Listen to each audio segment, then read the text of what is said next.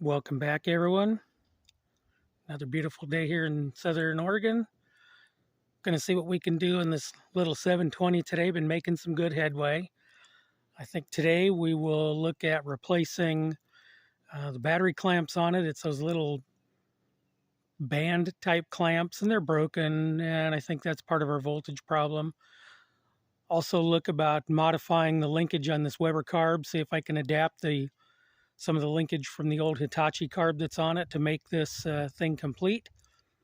And got to get the starter the rest of the way out. I'll bring you up to date once we get after it here in a minute on what happened to the starter.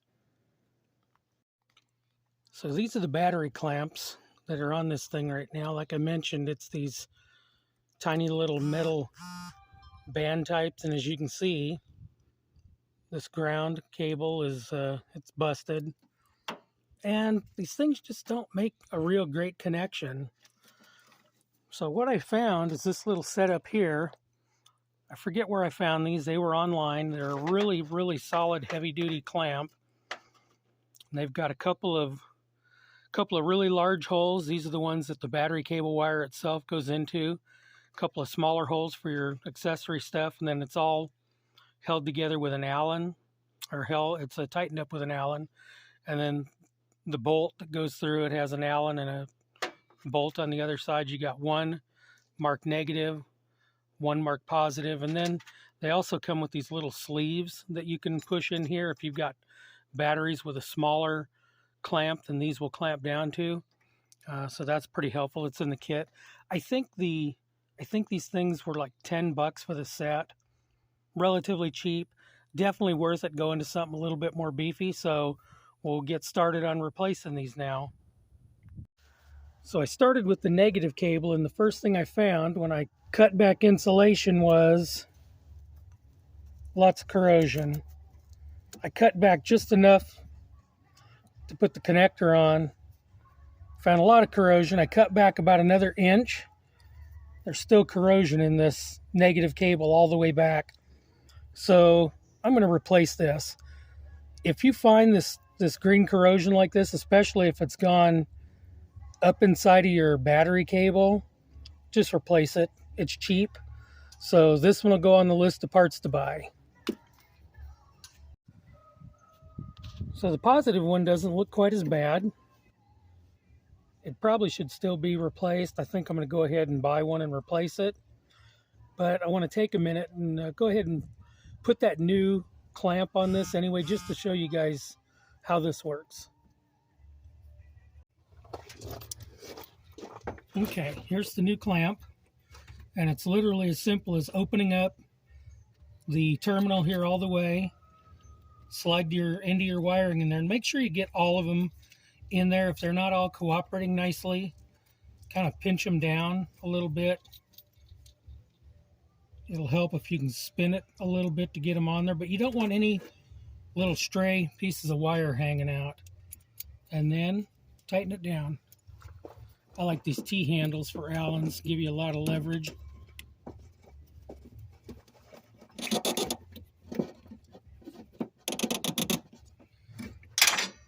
So it's literally that simple. And then for your accessory wiring, which this looks like it's got at least one wire coming from the alternator, a couple other wires leaving this battery terminal, leaving the positive, most likely heading inside for start and ignition, stuff like that. So that one's also as simple as just opening up one of your Allens or both of your Allens, since we got multiple wires that are going to need to go in here, and stripping the wire, putting it in, and tightening these guys back down. That's it. It's super solid. So the next goal here is going to be to get some of the linkage of this old Hitachi carburetor off and get it over here on the Weber. Specifically, what we're looking at here is to get this piece right here that the end of the throttle linkage hooks into off of here, take this off, get it on here with a pull from the underside. The linkage comes in from the right-hand side here and pulls. So we'll see what I can do to get that off there and get it over here on this Weber. Later, and it has come off, and it'll actually fit right on, looks like without modification. So I'm gonna get a wire brush out and clean this guy off, get this old bracket off, and get this in place. Pretty straightforward operation. Took a minute or so and ready to rock now. Starter's out. There was some carnage yesterday when I tried to get it out. As you can see on the back of the solenoid, the whole center tab is missing, the whole center pin that hooks up to the positive battery cable. As I was trying to get it out, that sucker just broke off. This thing is so old. It's actually got a tag on here that says something about, looks like somebody rebuilders here in Oregon where I live, but it's certainly not an original, I don't think, Datsun starter. So this is next on the agenda to replace also, and it's out. Well, here's some bonuses that came in the mail today.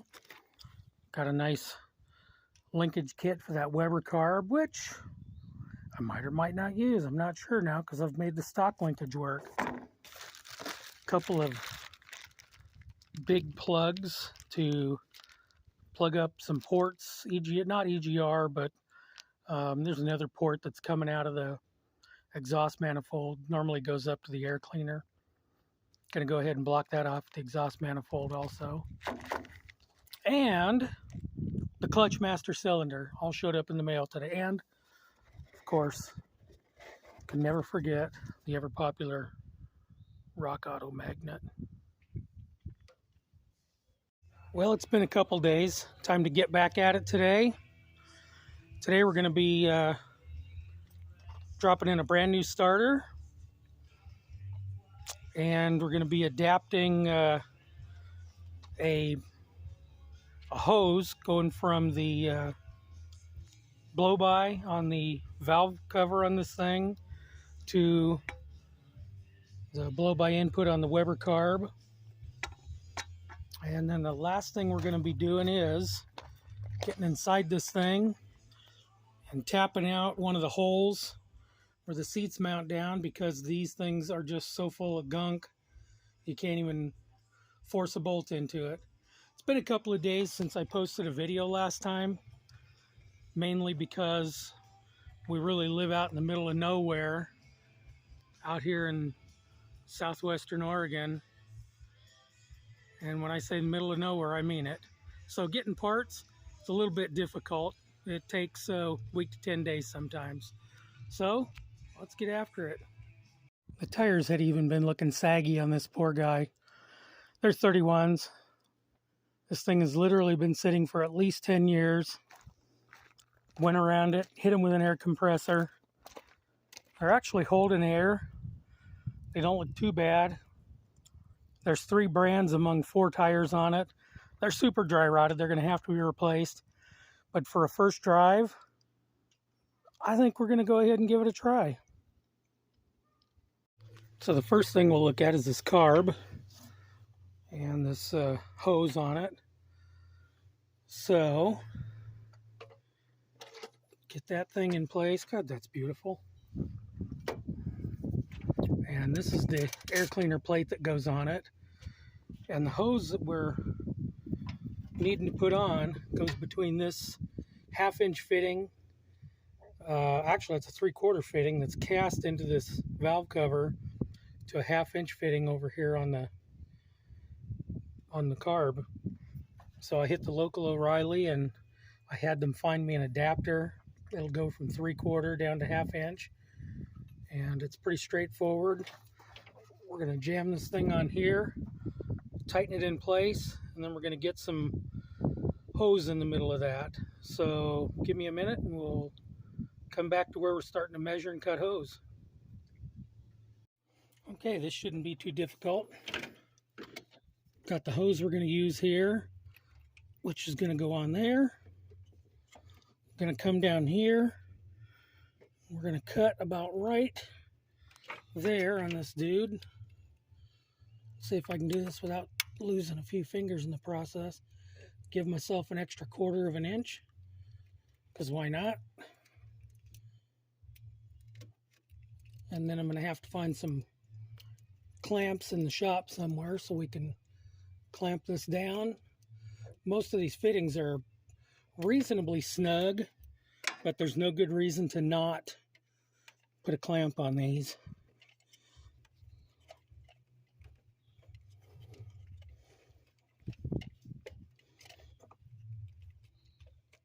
And that's where we're going to be at with that.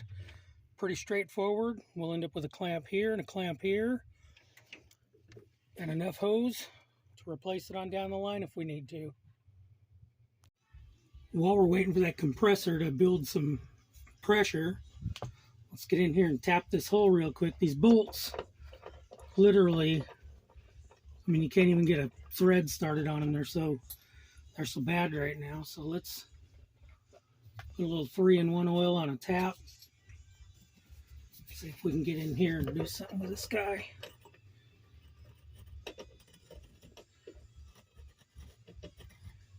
Yep, there we go. That started.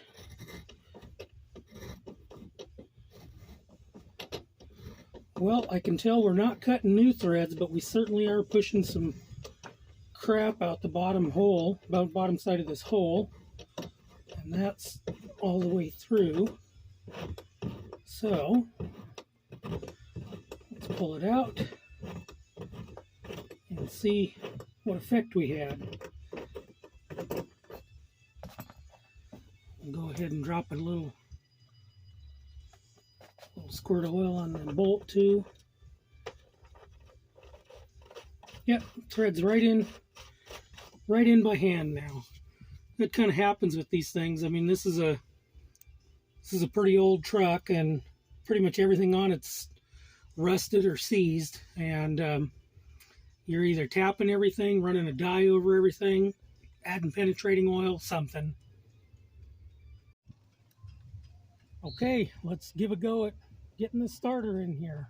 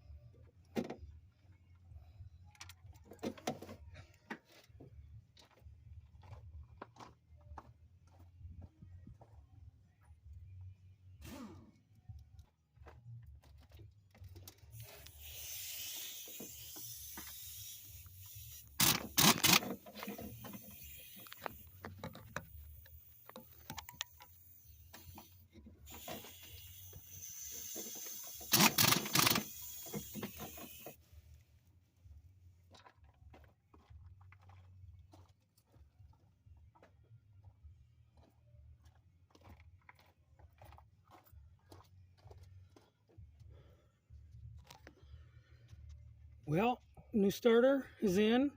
We'll wait to do wiring down there until I get the battery cables in. New battery cables should be here on Thursday. A bunch of new parts actually on Thursday.